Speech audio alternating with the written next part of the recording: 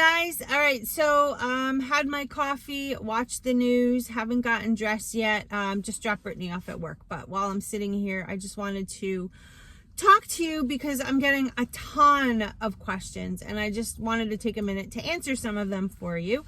One of the biggest questions that I've gotten is, are you on keto? And the answer to that is, if you're following me on this platform here, you'll know that I am right now under the care or the guidance, I guess you could say, of two doctors, OBGYN and a therapist, someone that specializes in binging and dieting and anorexia and bulimia and all types of eating disorders. What we have found through our discovery process is that I have an obsession with food, and not talking about stuffing it in my face, but you guys know it interests me. It's a passion of mine. I love to know how food works within the body, the mechanisms and, programs, and I love structure and I love ease and I love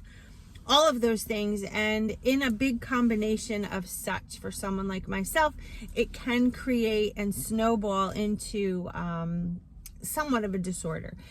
The doctor says I don't necessarily have binge eating disorder, but it was prompted or developed for a lack of calories that I was getting. And so therefore we dove into my history of dieting and what foods and diets and all of those things, which ones worked and what made me feel most happy and comfortable and at peace, because really it's up here that I'm working on most. So obviously Optavia was one of my most favorite programs. It was structured, it was easy, it was the only real program that allowed me to lose all of my weight. And being on it for years is really not the goal of the company, nor should it be for me. I am going through menopause. My hormones are all over the place, even though my lab work came back wonderful. But it's obvious that they're not, and that they feel is being controlled by what I was eating or lack of.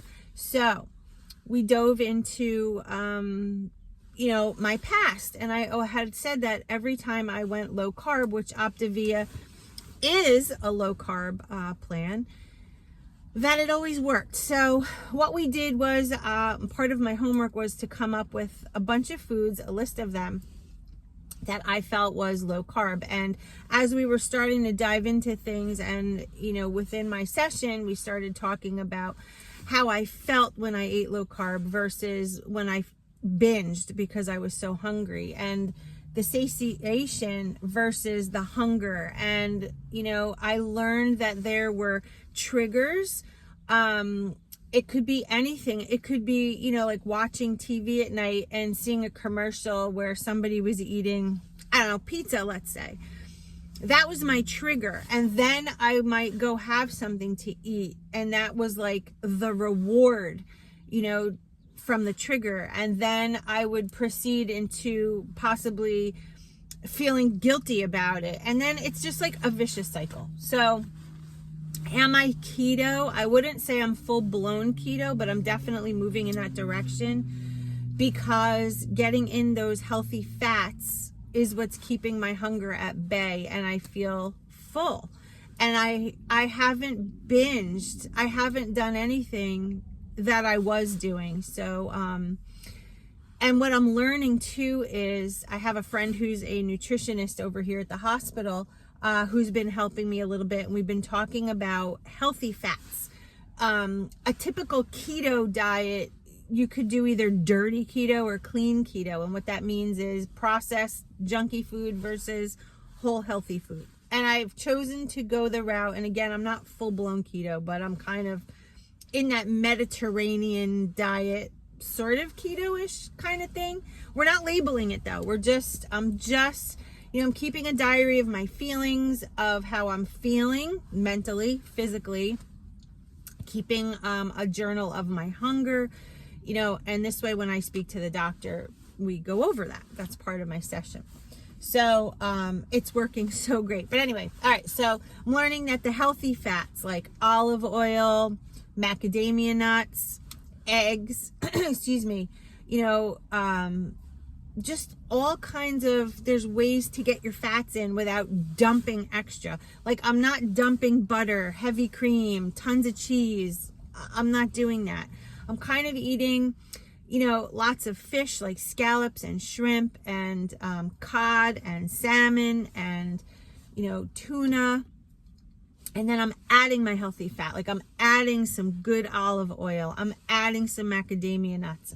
I'm using the egg yolks as my fat. A slice or two of bacon here and there. Olives, right? So, keto, sometimes, and especially for me in the past, I always had this notion that you had to like dump on the extra fat, but this isn't where I'm going. So things are working really well. I am shrinking because my pants are getting loose, the scale is going down, and it's not intentional. I started out at 1,400 calories, and it's like, as soon as you get into that ketosis, you are not hungry, and I'm not hungry. So I am like almost to the point where I don't even eat breakfast anymore. I'm at the point where 12 o'clock comes around and I could technically eat because I'm feeling a little hungry.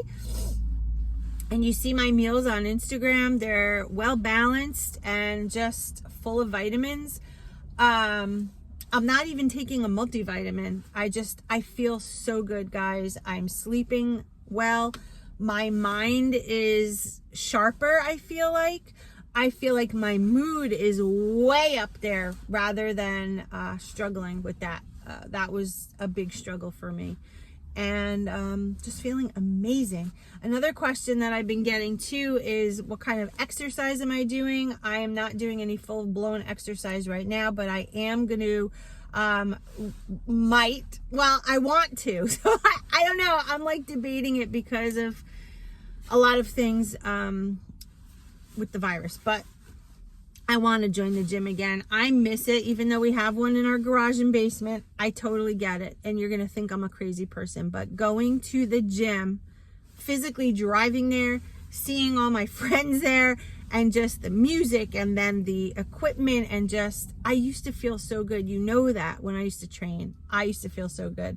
So right now I'm just working on me. I'm working on controlling myself. I'm working on my triggers. I'm working on just all of those things. And then when myself and my therapist and my physician feel like we're in a really good place, that's when I'm gonna probably join the gym again. And I can't wait. So right now all I'm doing is a lot of walking. That's pretty much it. A couple little, bicep curls here and there, whatever, but nothing, crazy strenuous. I'm drinking a lot of water. I am drinking a Coke Zero, maybe 1 or 2 a day. But that's it. My coffee, obviously, can't live without it. But I'm not pouring in heavy cream. I'm still using my sugar-free creamer. And using stevia to sweeten it. I don't know what else. You guys are asking me so many questions, I can't even think. Somebody asked what made me decide to go off of Optavia to this. It was a transition. I was on Optavia for several years straight, and I didn't have a lot of weight to lose still. I just found it so convenient and so good. But then the binge eating started happening at night. I was starving at night, and I would just eat, and it became a really scary cycle. So that's why I transitioned, but it was morely because I went and saw 2 of my doctors and have been working on me. So I'm still an Optivia coach. I still praise it. I love it. I think it's a wonderful tool. Be on it if you have to lose weight, and then transition and maintain. That's the goal.